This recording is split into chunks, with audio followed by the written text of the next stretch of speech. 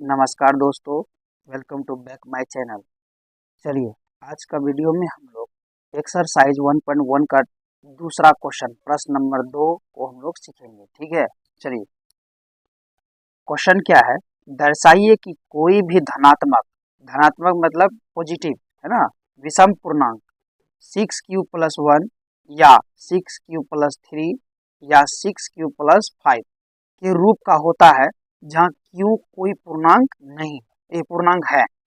q क्या है? कोई पूर्णांक है। तो देखिए क्या कह रहा है, विषम पूर्णांक निकालने कह रहा है। क्या दोस्तों निकालना है? कहा है विषम पूर्णांक। तो चलिए हम लोग इस क्वेश्चन को सॉल्व करते हैं। ठीक है, देखिए पहले हम लोग लिखेंगे कि माना कि, है ना, धनात्मक पूर्णांक है ना, तो माना कि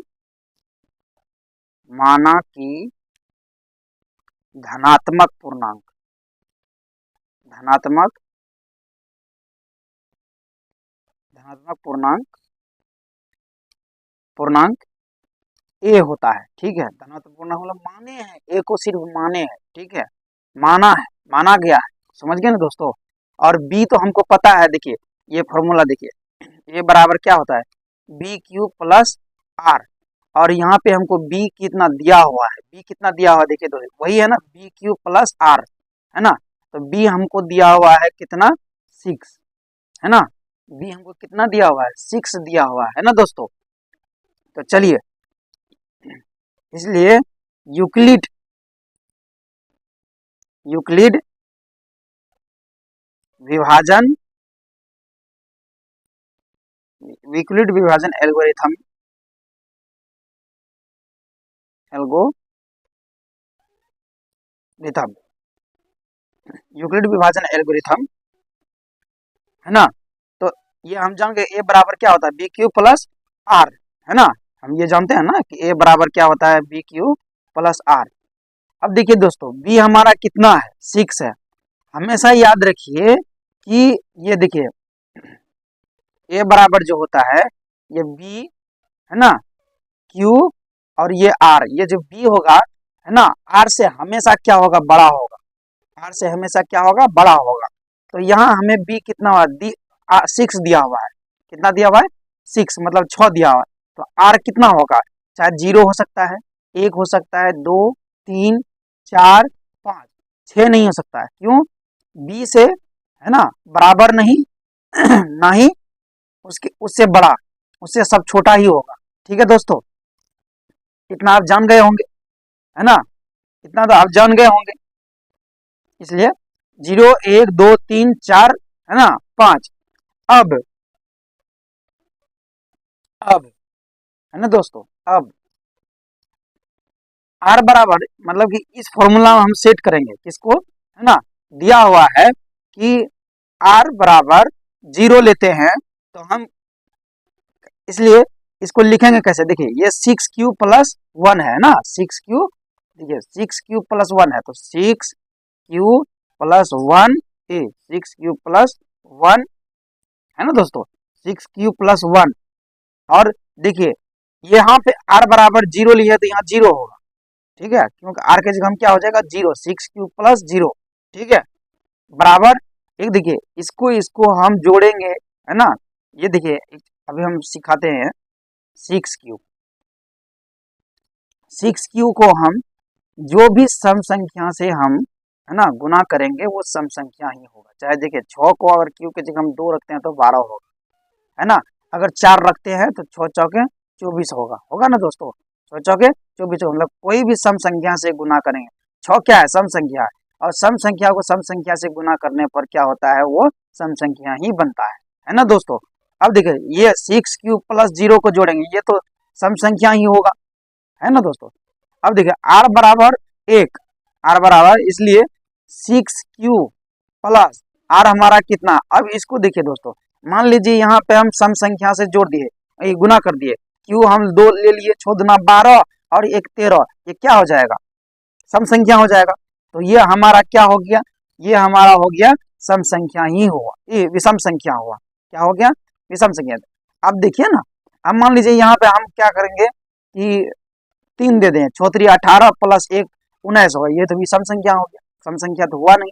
हमको विषम संख्या को ही चुनना है, किसको चुनना है, विषम संख्या को चुनना है। तो ये क्या हो जाएगा 6 प्लस 1, है ना, यही होगा 6 प्लस 1, है ना दोस्तों। अब देखिए r बराबर अब हम क्या लेंगे 2, इसलिए 6 प्लस 2। ये देखिए यहाँ पे हम अगर 6 के जगह में अगर यहाँ 2 लेते हैं, 14 12 2 14, मतलब ये सम संख्या आता है। अगर यहाँ पे हम 3 भी लेते हैं, 6 18, इससे जब भी जोड़ेंगे, है ना, यहाँ 3 विषम संख्या है, 6 18 प्लस 2 को जोड़ेंगे तो 20, मतलब सम संख्या आता है ना दोस्तों। तो इसका मतलब है ये क्या है, सम संख्या है, 6 प्लस 2 ये सम संख्या होगा। r बराबर अब देखिए हम क्या लेंगे 2 लेंगे, इसलिए 6 प्लस, है ना, ये 2 नहीं 3 लेंगे, 2 ले लिए है ना, 3 लेंगे। तो अब देखिए 6 दूना 12 3 15 हो जाता है ना। अगर हम यहाँ 2 लेते हैं, सम संख्या लेते हैं, तो गुना करने 6 दूना 12 प्लस 3 को जोड़ेंगे तो 15 हो जाएगा। तो ये विषम संख्या है। अगर यहाँ पे हम विषम संख्या भी ले तो भी ये विषम संख्या ही बनेगा, है ना। अगर यहाँ सम संख्या से गुना करे और जोड़ने के बाद ये यहाँ पे भी क्या बनेगा, विषम संख्या ही बनेगा। 6 प्लस 3। अब देखिए r बराबर अब हम लेंगे 4, इसलिए 6 प्लस 4, ये क्या हो जाएगा, ये भी क्या हो जाएगा, समय संख्या होगा। 6 प्लस 4 ये भी सम संख्या होगा, है ना दोस्तों, ये भी सम संख्या। r बराबर अब क्या कह रहा है 5 लेंगे, इसलिए 6 प्लस 5 ये क्या होगा, ये देखिए अब ये विषम संख्या है। कैसे विषम संख्या, आप तो समझ गए होंगे कि अगर हम यहाँ पे सम संख्या से गुना करते हैं, यहाँ पे 6 दूना 12 5 17, 17 क्या हो जाएगा, सम संख्या हो जाएगा। और देखिएगा हम जो बोर्ड है ना उसको हम सॉल्व करके बताते हैं। देखिए यहाँ पे अगर हम सम संख्या लेते हैं तो गुना 2 प्लस 5 बराबर क्या होगा 17 होगा, 6 दूना 12 5 17।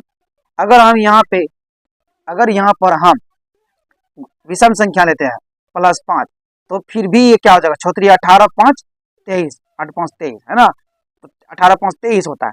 तो ये फिर भी विषम संख्या, मतलब सम संख्या से गुना और जोड़ेंगे तो फिर भी विषम संख्या, और विषम संख्या को भी अगर विषम संख्या से जोड़ेंगे तो भी विषम संख्या। तो ये क्या होगा, विषम संख्या होगा 6 प्लस 5 विषम संख्या, है ना दोस्तों, क्या हो गया विषम संख्या। तो हमारा इसमें जो है ये देखना है कि विषम संख्या कौन सा आया।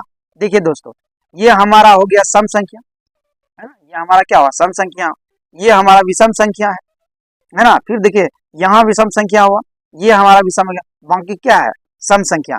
और हमको मांग क्या रहा था, विषम पूर्णांक मांग रहा था। क्या मांग रहा था दोस्तों, विषम पूर्णांक।